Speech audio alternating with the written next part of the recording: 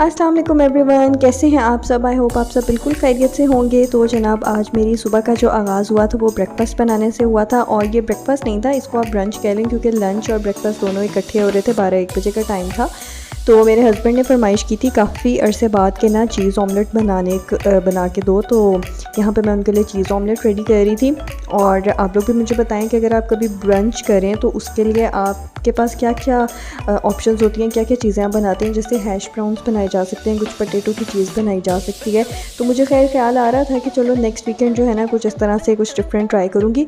अच्छा, कुछ लोग जो होते हैं वो बहुत ही क्रिएटिव होते हैं और जिनको बहुत ही ज़्यादा रिस्क लेने का शौक़ होता है, वो तो पूड़ियाँ वगैरह भी घर बना लेते हैं। मुझे ये लगता है कि पूड़ी बनाना ना मेरे लिए बहुत मुश्किल है, तो पूड़ी मैंने कभी घर पे ट्राई नहीं की है।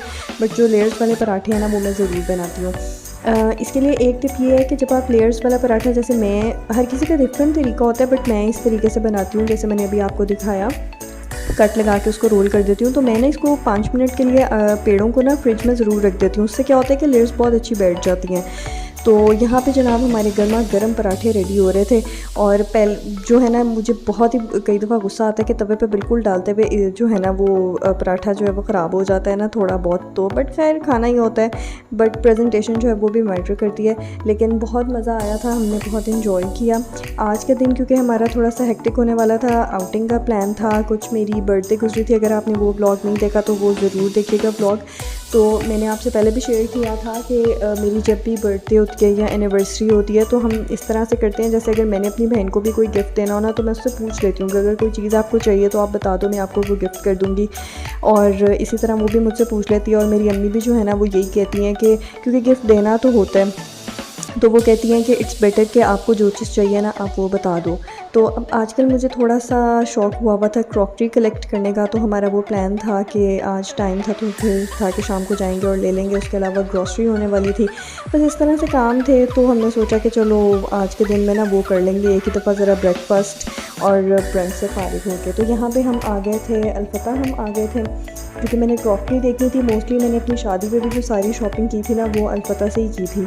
तो इनके हम क्रॉकरी सेक्शन पे आ गए थे। इतनी खूबसूरत चीज़ें हैं कि देख के ना बस मुंह में इतना पानी आता है ना कि ये भी चीज़ ले लो, ये भी चीज़ ले लो, सारी चीज़ें लेने का दिल करता है। और स्पेशली आपके इंटरेस्ट पे बहुत मैटर करता है ना। जैसे मुझे शौक़ है कि मैं क्रॉकरी जो है वो कलेक्ट करूँ और अच्छी क्रॉकरी हो घर में यूज़ के लिए, तो फिर मुझे तो बहुत ही मज़ा आता है ना। अब जैसे ये टी शर्ट था ना, ये अब मुझे पसंद आया हुआ। अब मैं ये सोच रही हूँ कि मैं अपनी बर्थडे के लिए ना ये टी शर्ट जो है पिंक वाला या ग्रीन वाला, इन दोनों में से कोई जो है ना ये ले लूँगी।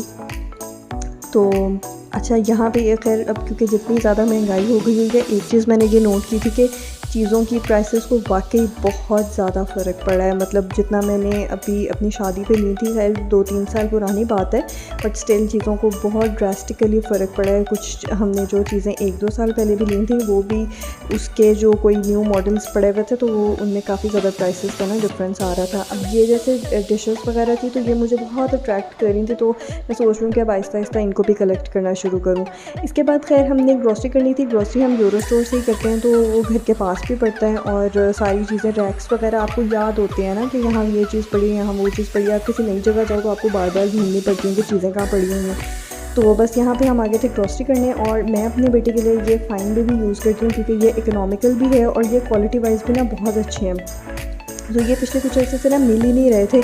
अब इस दफ़ा नज़र आए थे तो मैंने फिर ना 2-3 पैकेट्स ले लिए कि क्योंकि इनकी जब शॉर्टेज हो जाती, मैंने इतने और ब्रांड्स ट्राई किए हैं बट ना उनका उस तरह से रिज़ल्ट नहीं होता। वो कई दफ़ा लीक हो जाते हैं तो फिर बहुत बच्चा जो है ना वो इरिटेट हो जाता है। तो ये थी बस रूटीन की जो चीज़ें थी, कुछ क्रीम्स वगैरह, लोशंस, बॉडी स्प्रेज वो ख़त्म हुए थे। किचन की कुछ चीज़ें थी, मुझे स्ट्रेनर वगैरह चाहिए थे और बेटे के लिए कुछ जंक फूड चाहिए था, बिस्किट्स वगैरह। मतलब इस तरह की मैं चीज़ें ले लेती हूँ क्योंकि कभी बच्चे को बहलाना पड़े। मोस्टली तो मैं उसको लंच में जो है ना हेल्दी चीज़ें ही देती हूँ, बट स्टिल कभी कोई इस तरह की चीज़ भी बच्चा मांगे तो होनी चाहिए।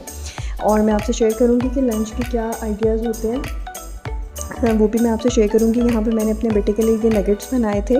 और इसका मैंने क्या किया था, इसका सिंपल सा ट्रिक ये है कि जैसे कि जो चिकन का कीमा है ना, इसको मैंने स्प्रेड कर दिया था ट्रे में और इसको फ्रीज़ कर लिया था। और बाद में इसको कट्स लगा के ना इसको फिंगर शेप में काट लिया था, तो वो लेस टाइम टेकिंग होता है। और जो कीमा है जैसे ये भी मैं भून के रख लेती हूँ, तो फिर किसी भी चीज़ में ना मैं डाल देती हूँ।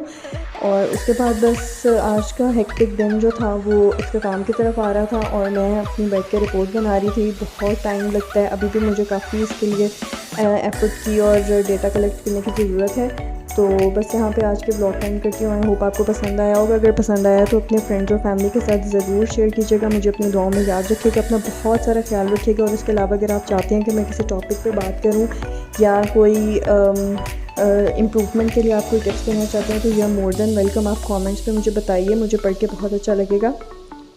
तो मिलते हैं एक नए ब्लॉग के साथ, एक नए टॉपिक के साथ इंशाल्लाह। तब तक के लिए अल्लाह हाफ़िज़।